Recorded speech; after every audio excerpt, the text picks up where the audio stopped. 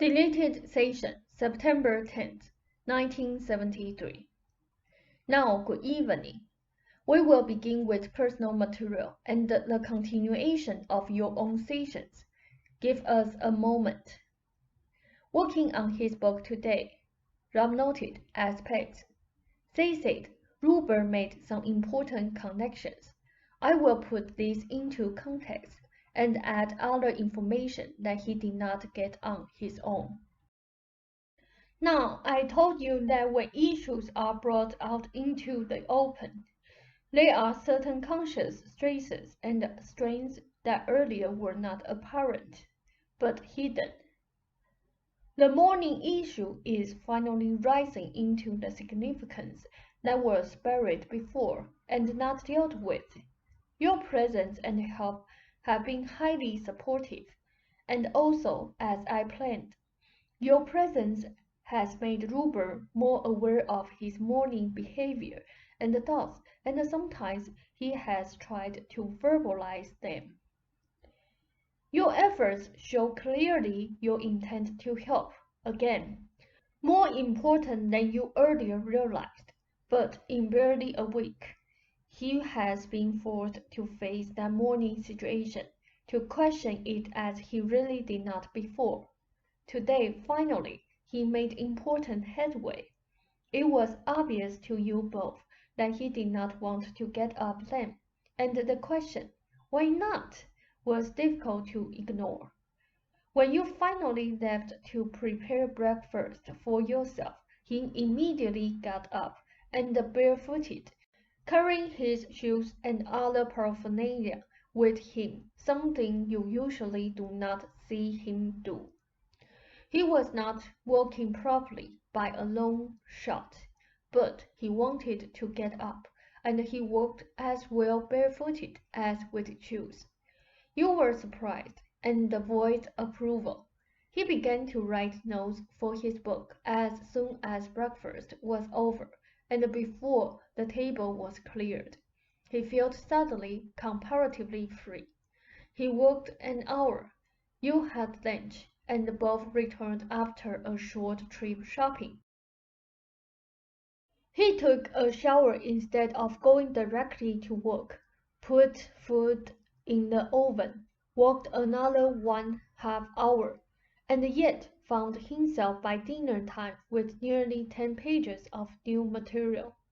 After dinner, he wrote several more pages, yet all in all, he had worked a little over 3 hours.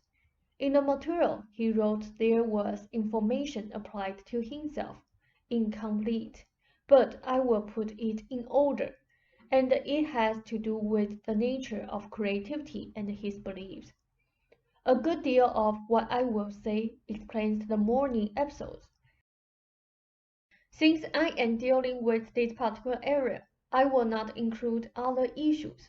For the book, he was exploring creativity and other ideas of work and play. Long ago, you first used the word work in reference to your painting and to Ruber's writing. In the material given, the reasons are there as to why he launched onto some of your ideas, so I will not go into those here. From now on, he should forget the word work in reference to his own writing. Have him think of it simply as writing. Now, this morning at the table, he suddenly realized why he did not want to get up this morning, and why at other times he did not want to get up. He did not want to go to work, like a child who does to want to go to school. The connotations of the word crept into all areas of his life, tinged by unfortunate beliefs connected with the word. To his mind, it is directly in opposition to creativity. This is highly important material, and one of those nights where you could save time with a recorder. Some of the difficulty began when Ruber started to connect writing with work. Remember his literal mind, and also that he does sometimes operate with extremes. Work was not play then. It involved making money, definite hours, a routine and also adult status. He felt he needed that. All of his ideas of responsibility became attached to the word work. In the past, as given, he wanted to prove to you that he was working at home while you worked outside. Later, when money became involved, Lam, for a while, found writing had to come after working hours. Each day became a battle in which what he loved to do had to be transformed into work, with all of its unnatural connotations to him. As soon as a workroom really became a workroom, his creativity made him leave it, so that he could create outside of the work context. 7 came precisely because it was free of all contract connotations, and so at the time did aspects. My books so far were hidden creative goodies, inserted instead of books either contracted or to be contracted, and they were free of the work context. Either take a break or get our friend a beer, or both, but the session is important. When he felt you both needed money, the work aspects were magnified. He did not dare to drop them. He had seen your family's reaction to you as an artist. Work must bring money in that context. Now, with his financial success, that pressure is somewhat removed, enabling those beliefs to come to light. He believed, for many reasons hinted at or given, that spontaneity did not mix with work, that work involved responsibility, discipline, material rewards, and also that it necessitated behavior that did not come naturally to him. He tried desperately to schedule his highly creative productivity to fit that pattern. Whenever he had difficulty writing, he would become more and more particular about his writing hours. He found that sometimes his so-called writing hours were not as productive as his after-hours writing. He loved to write at twilight, for example. Sometimes after a full writing day, without too much actual creative production, he would do his best work in his free time after supper, when he did not have to work. So then, he thought, I will schedule those hours into my writing day, and suddenly they became prosaic and often lost their magic because then they became his working hours. What he loved to do then was equated with work. Work means conforming to rule. Work means working hours like other people have. They should be over at a certain time. You often said that other people could relax after supper. Their work was done while you and Ruber were still busy. Ruber's normal work periods would often involve non-conventional hours, however, precisely because they were non-conventional. Each morning he felt it his duty to get up at a decent hour to go to work. At the same time, artistic work had other connotations. Everything else was unimportant by contrast, so that other pursuits became taboo. If you went out in the day, people knew you were not working. You early used the word chores for activities in which Ruber took a childish delight. With his literal-mindedness, and for reasons given in the past, he also began to think of them as chores. Otherwise, he would want to do them and not work.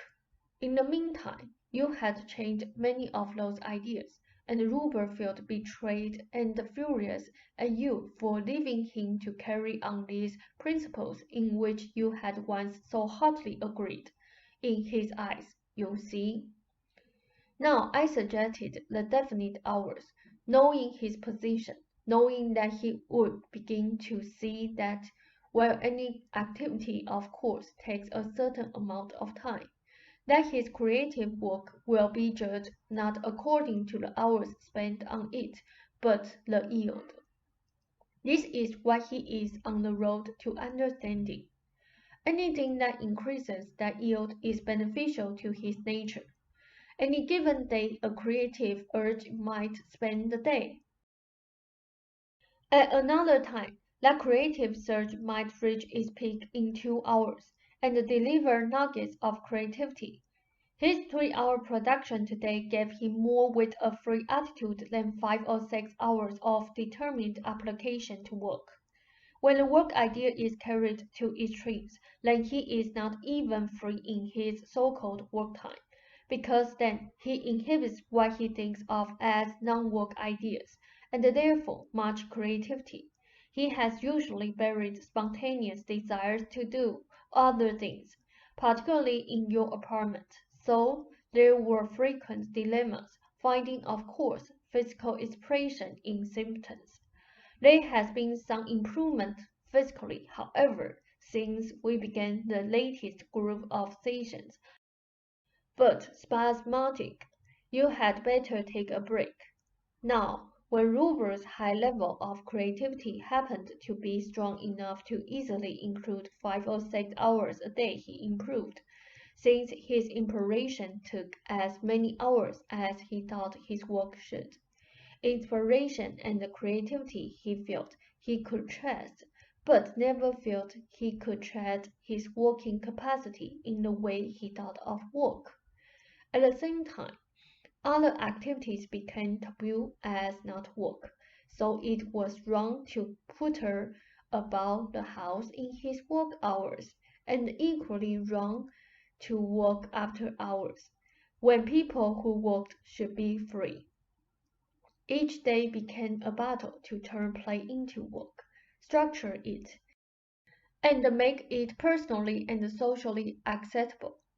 Yet creativity kept escaping the work definition. In my book, 7 and Summary, and he even felt guilty about summary poetry in work hours, for it might not fulfill work's requirements, produce money, and so forth. Your own speaking about distractions, chores contributed. Your hobbies are fairly, though not entirely, native to your nature. They were not to Ruber's. He felt he did need discipline, however, as given in other sessions. The worries about money, age, all contributed so that he tried to work harder. He was living with you, someone he loved who had a different temperament, and tried to make his align with your own because of his love, and also because he felt your ideas were better. You were older, knew more, he felt, and you were also afraid of the spontaneous qualities that he possessed. All of those reasons contributed to his course of action. He liked the unpredictable. He got up this morning because you did not expect him to, and he could act spontaneously, surprise you, and delight himself. The very break-up of the pattern allowed him the fresh creativity even before the breakfast dishes were cleared.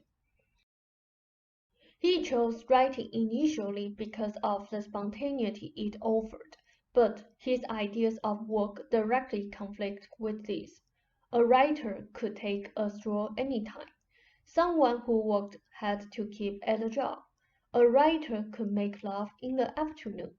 Someone who worked had to inhibit such impulses. Now that is enough for this evening, but highly important. You can have more at our next session. You can have more material on Jerusalem or Christ now, or when you want it. You can have the Christ book when you want it, but the same applies for any other material you want from me. Ralph said, well, we had better stick to the subject matter for this session. It's more important. They said, a note. In creativity, play and work are invisibly entwined. In your society, however, work often implies something you have to do, a chore that must be performed for monetary reasons.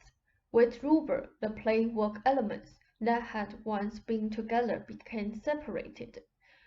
From play work to work-play, and occasionally the combination simply became work. Both of you must examine your beliefs. Then, for some of them, Joseph held you back creatively. You are far more a follower of the Protestant work ethic than you realize, and to some extent, for reasons given, Ruber picked this up from you.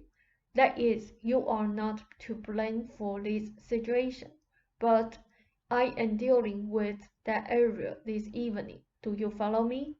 Rob said, yes. They said you followed the ethic to a larger degree than you realized, yet often in reverse fashion. You picked up the idea of work, but frowned upon certain aspects of creativity as not safe or profitable. As your father's creative, inventive aspects did not produce financially in your family, and in terms of work did not pay off in social or family terms. Your mother felt that his creativity was a threat to stability, so maintaining your own creativity stumbling, you still felt to some degree that it was a threat, that it would not pay off, and so you tried to clothe it in the garb of work, effort, regular hours, and stability, and to deny or play down its playful aspects. That is enough. You cannot keep up with me, but the correlations that exist and the contrasts between both of your fathers are significant in how you handle your creativity. Ruber has always tried to adapt to your natural schedule. To some degree, your own natural schedule is also the result of your own beliefs about your creativity. There is much more here, but I had better stop. I wish you then a fond good evening. Ross said, thank you, said good night. They said, you are, however, denying some aspects of your own spontaneity, period, and obsession. Ross said, thank you. They said, now, your own ideas of work also to some degree impede your progress. The faces that you alone can paint can leap into your mind no matter what you are doing, and they are not dependent upon good lighting, though your final rendition of them might be. You have to some extent closed off your creativity by thinking of it in terms of the time you have to give to your work. Again, while a certain time is required for any activity as far as artistic inspiration is concerned, there is little correlation, for artistic inspiration is independent of time. Your creature feelings toward night, dawn and dusk have much more to do with inspiration, though a painting, once inspired, may then take so many hours to execute. But your idea of specific with work automatically divides that time according to your beliefs from other times, when you may be shopping or doing something else far divorced from work. The yard at 2 or 3 in the morning might amaze you, and the ideas of paintings leap up. Your whole concept of work time brings about limitation also. You personally do not think of the dream state as work time, and therefore inhibit very definite inspirations. I want you then to also examine your ideas about work and creative activity. I am pulling an oversoul 7 on you, but I am going to give you an idea for a painting in the next 3 days. Waking or sleeping, I will not tell you which, but I want you to be playfully alert to it. When you were doing commercial art, you were utilizing some important aspects of creativity, though you were not matured enough to use them except in limited form.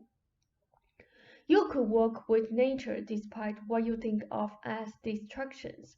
So examine your own beliefs about playful creativity and work.